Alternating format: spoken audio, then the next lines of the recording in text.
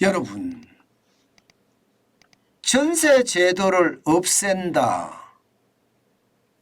무슨 뚱딴지 같은 말이 나왔느냐. 이렇게 여러분들도 생각을 하실 거예요. 그런데 의사 결정권자가 이런 얘기를 했어요.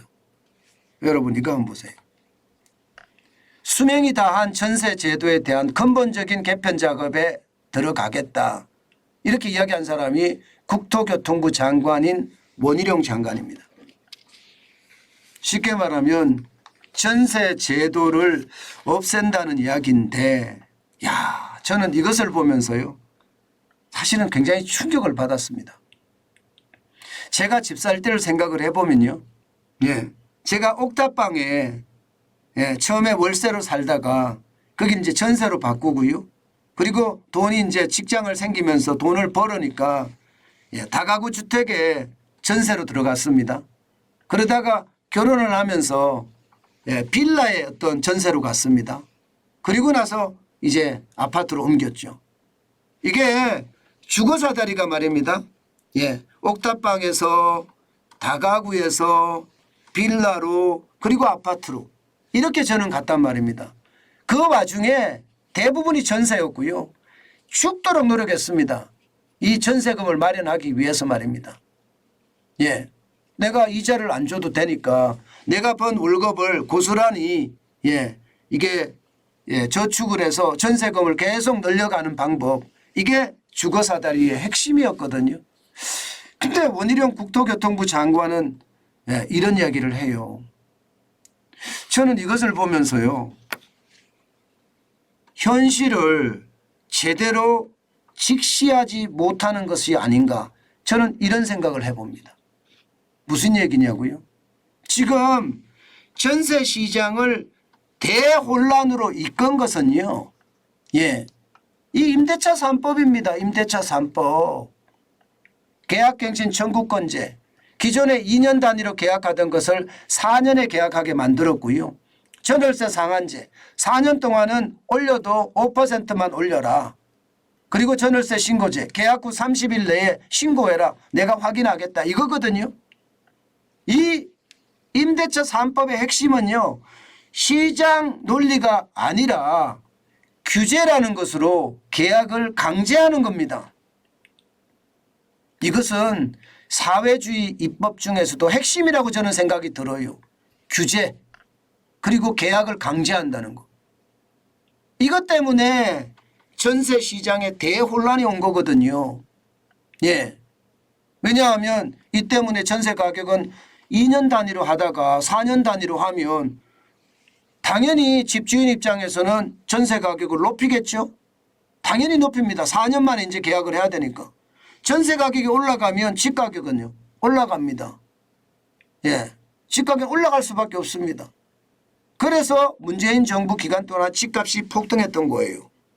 그러다가 집값이 윤석열 정부 들어와서 확 떨어졌죠.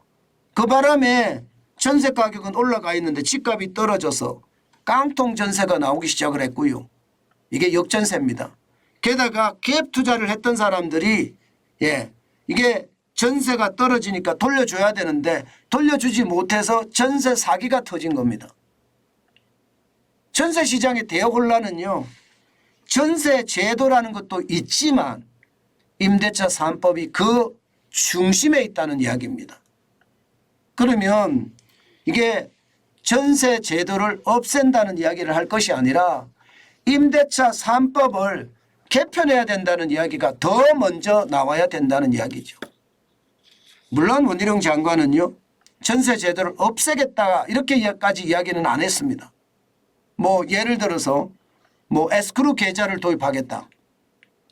이 말은 무슨 말인가 하면요, 전세 보증금을 제3기간에 예치를 하겠다는 거예요. 그렇게 되면 전세 보증금에 대한 사고도 방지하고 갭 투자에 대한 부작용도 차단할 수 있다, 이런 얘기거든요. 이게 말이 될까요? 집주인들 입장에서 말입니다. 목돈 받아서 대출금 갚는다, 이게 핵심인데 이게 나한테 안 와. 전세 이게 나한테 안 온다고요. 목돈이 나한테 안 와. 제3기간에 예치가 돼.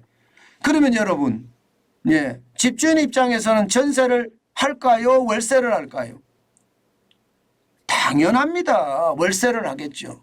문제는 여러분 자칫 이거 제도 잘못 시행했다가는요 대혼란을 겪을 수도 있습니다. 왜 대혼란을 겪을 수도 있냐고요? 여러분 이거 한번 보세요. 전세 보증금의 금액 보세요.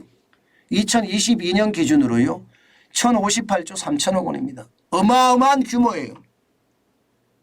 작년에 대한민국 국가 부채가 1068조거든요. 1068조. 지금 전세 보증금이 그 정도 된다는 겁니다. 이거 만약에 잘못 시행했다가 말입니다. 전세 시장에 대혼란이 올 수도 있습니다. 대혼란이. 예. 저는 장관 정도 됐으면 예, 이게 말에 굉장히 신중해야 된다고 생각을 해요.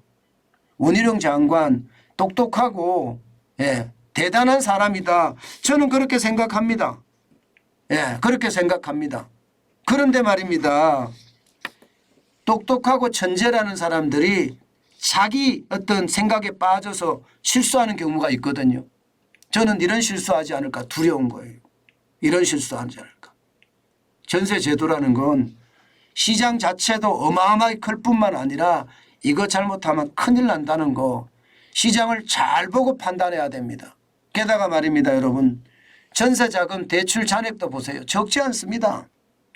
작년 12월 기준으로 보면 172조 5천억 원이에요. 예, 이게 늘어나는 속도가 장난이 아니고요. 그러니까 전세 보증금 1058조 3천억 중에 대출을 받아서 하는 게 또 172조 5천억 원이라는 거예요. 이 말은 규모가 어마어마하니 시장을 자칫 잘못 움직였다가 예, 대실패의 어떤 상황을 맞는 그런 사태는 없어야 된다. 전세 제도가 이게 예, 없앤다는 건 뭐가 문제가 있었는지부터 먼저 파악한 다음에 또 시장의 어떤 전체 규모를 파악한 다음에 해야지 무조건 말입니다. 전세 제도 때문에 전세 사기가 발생을 했어. 그래서 많은 사람들이 피눈물을 흘렸어. 예, 이렇게 단순 무식하게 끌고 가면요. 시장의 파급 효과는 더 크다는 사실. 이것은 분명해 보입니다. 물론 국토교통부 장관이 이렇게 말을 하니까 아마 전세 비중도 이제 더 많이 떨어지겠죠. 전세라는 제도가 점점 나빠지겠죠.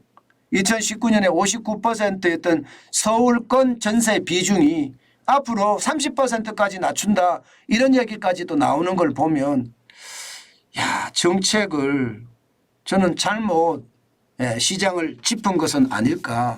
저는 그런 생각을 해봅니다. 분명히 지금 부동산 정책에 대해서는요.